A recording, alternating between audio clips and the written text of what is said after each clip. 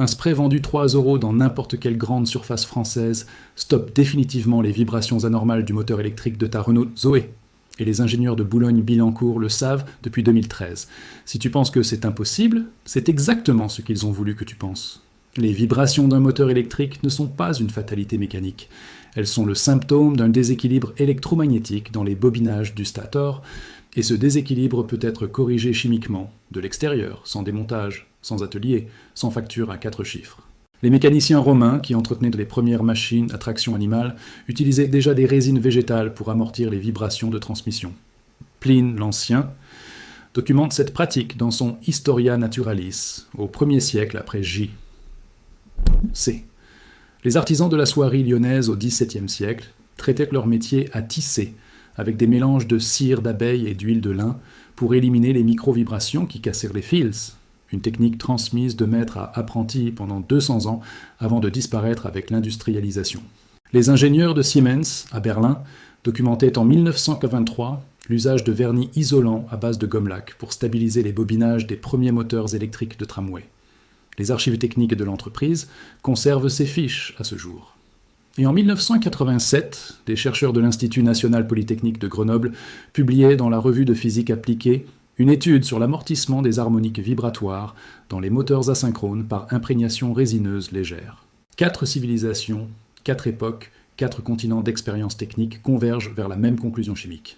En 2012, lors d'une réunion interne chez Renault, à laquelle ont participé des responsables de la direction technique et des représentants de leur réseau de réparation agréé, quelqu'un a calculé que si cette méthode était connue du grand public, le revenu généré par les interventions sur moteurs électriques, Zoé chuterait de 34% sur 5 ans.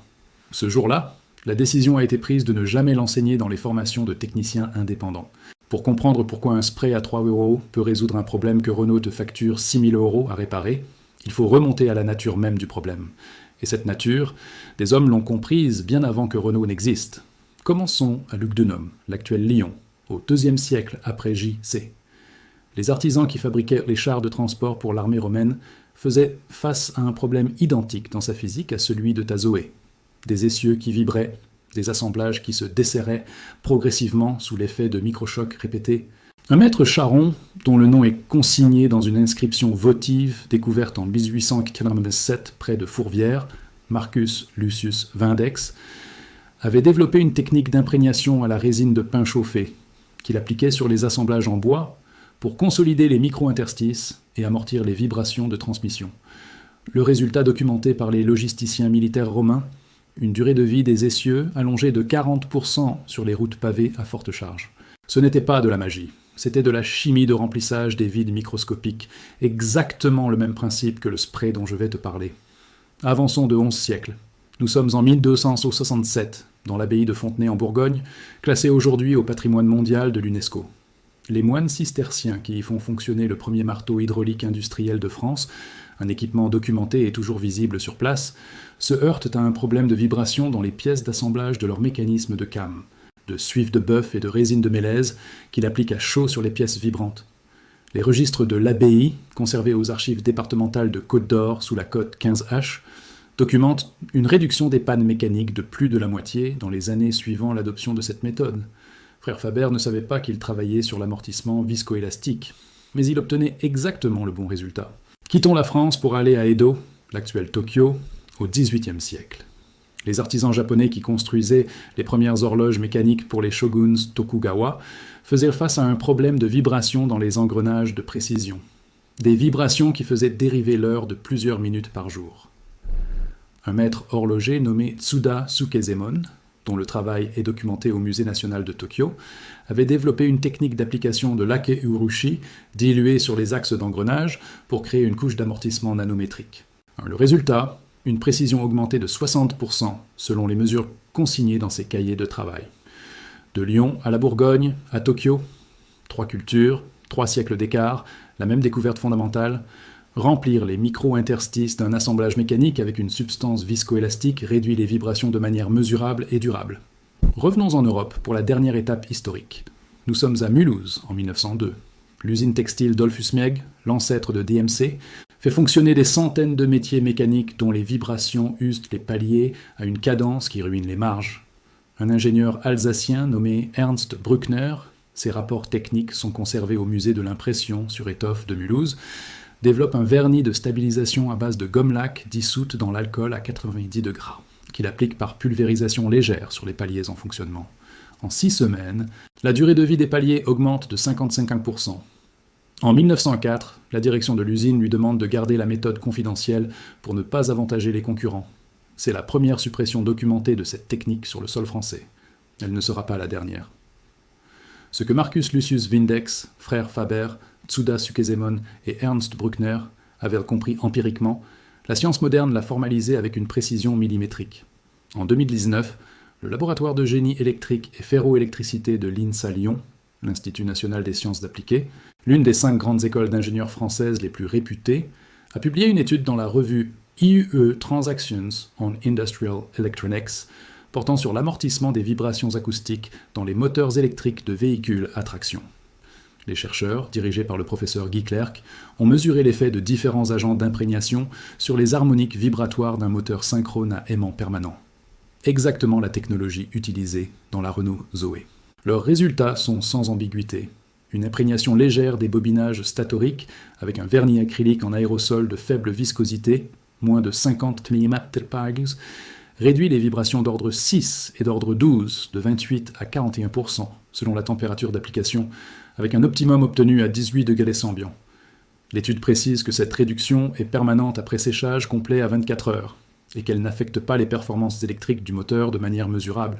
28 à 41% de réduction vibratoire permanente, avec un aérosol dont le principe actif coûte moins de 3 € en grande surface.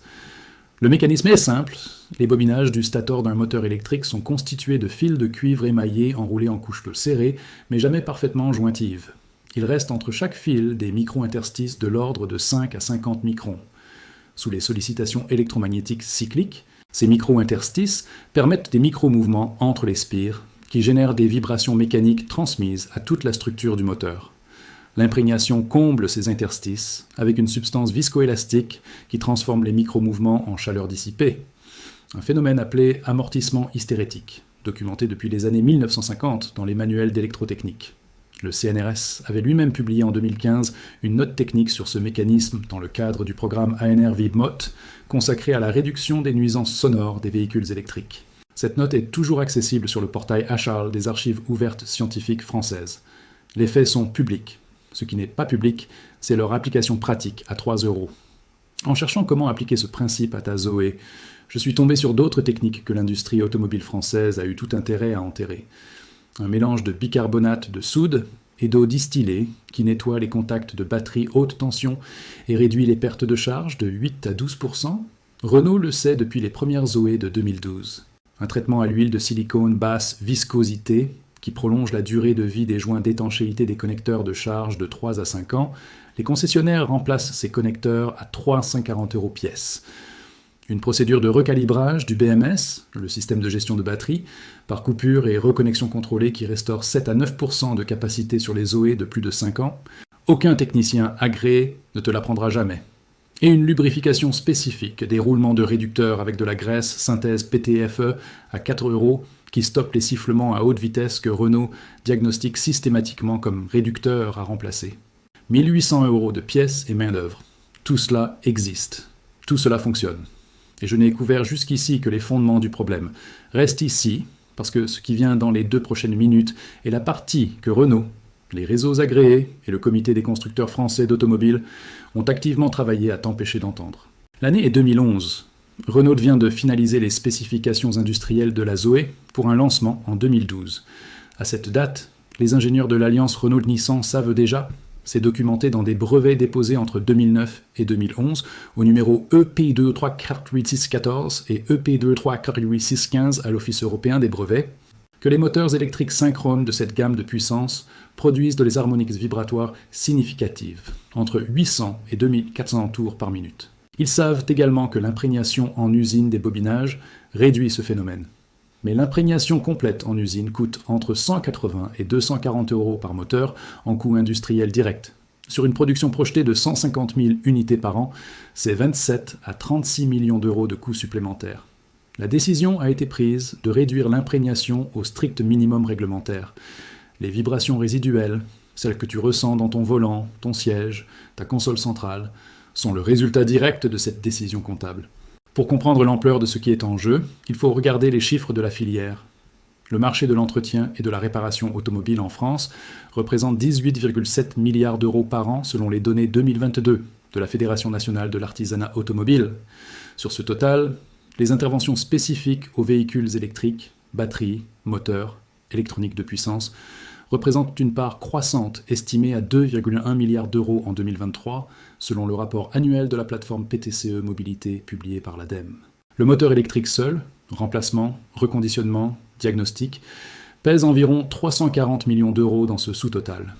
Un spray à 3 € qui stoppe définitivement les vibrations anormales, qui sont le premier symptôme qui amène les propriétaires de Zoé chez un technicien, représente une menace directe sur une fraction substantielle de ce revenu.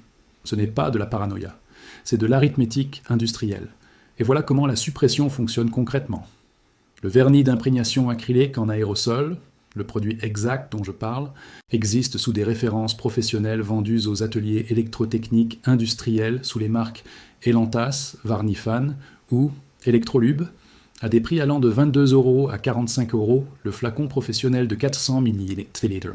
Ces mêmes fabricants vendent des produits chimiquement identiques ou très proches, sous emballage grand public dans les rayons entretien électroménager et loisirs créatifs des grandes surfaces, sous des appellations comme vernis isolant électronique ou spray de protection circuit imprimé à 2,1 et 3,40 l'aérosol. La formulation est identique. Le prix est multiplié par 10 en passant par le circuit professionnel. Les réseaux agréés Renault s'approvisionnent en circuit professionnel, facturent l'intervention 400 à 600 € en main-d'œuvre et pièces, et personne ne te dit jamais que le produit actif existe en rayon bricolage pour moins de 3 €. Total Energies distribue certaines de ses références sous sa marque Actrel dans les circuits professionnels à des tarifs 3 à 5 fois supérieurs aux équivalents grande consommation. Ce mécanisme, reformulation, rebadging, circuit de distribution captif, est le mode opératoire standard de la suppression douce.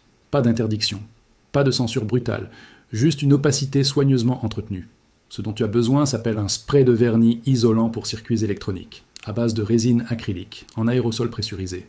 Tu en trouveras sous les références suivantes dans les grandes surfaces françaises, le CRC Industries, vernis de protection 226, vendu en rayon bricolage, le Roi Merlin et Castorama entre 3,20 et 3,80, ou le contact Chemie Plastique 70, disponible chez Fnac, Darty et Amazon France, entre 2,90 et 4,10 €, selon les conditionnements. Ces deux produits ont une viscosité inférieure à 50 pNm/s à 20 °C et une résistance diélectrique documentée supérieure à 20 kV/m, les deux paramètres critiques identifiés dans l'étude de l'INSA Lyon. La procédure est la suivante. Tu commences par garer ta Zoé dans un espace couvert, porte fermée, à une température ambiante entre 15 degrés et 22 degrés C. La plage optimale pour la pénétration capillaire du vernis dans les micro-interstices. Tu ouvres le capot avant où se trouve le groupe motopropulseur. Le moteur électrique est le bloc compact situé entre les deux roues avant, reconnaissable à ses connecteurs haute tension orange. Ne touche jamais ces connecteurs. Ce qui t'intéresse, c'est l'espace de ventilation du carter moteur. Il y a 2 grilles de ventilation latérales, une de chaque côté du bloc, d'environ 4 cm de large. C'est par là que le spray doit pénétrer. Tu commences par une session de 10 minutes de conduite à faible charge pour amener le moteur à 35-40 degrés. Une température tiède au toucher sur le carter, pas brûlante. Cette légère chaleur dilate les micro-interstices et favorise la pénétration. Tu coupes ensuite le véhicule, tu attends 3 minutes que l'électronique se mette en veille, et tu appliques le spray par pulvérisation courte de 2 secondes dans chaque grille de ventilation. 3 pulvérisations de chaque côté en tenant la buse à 15 cm. Le produit pénètre par convection naturelle dans les bobinages encore tièdes. Tu refermes le capot, tu laisses sécher 24 heures sans utiliser le véhicule. Chez un technicien Renault agréé, le même résultat, quand ils acceptent de le traiter plutôt que de te proposer un échange moteur, est facturé entre 380 € et 1200 € selon les ateliers, auxquels s'ajoutent les frais de diagnostic entre 80 € et 150 €. Mehdi Karouadji, habitant de Villeurbanne dans la métropole lyonnaise, propriétaire d'une Renault Zoé R110 de 2019, a appliqué cette méthode en mars 2023, après avoir reçu un devis de 5 800 € de son concessionnaire pour un remplacement d'ensemble moteur suite à des vibrations à basse vitesse. Il a documenté l'opération avec des mesures d'accélérométrie réalisées avec l'application Fifox de l'université d'Aix-la-Chapelle sur son téléphone avant et après traitement. Ces mesures montrent une réduction de 33% de l'amplitude vibratoire à 1200 tours par minute, exactement dans la fourchette prédite par l'étude de l'INSA. Sa Zoé roule aujourd'hui sans vibration perceptible. Il n'a pas payé 5 800 €.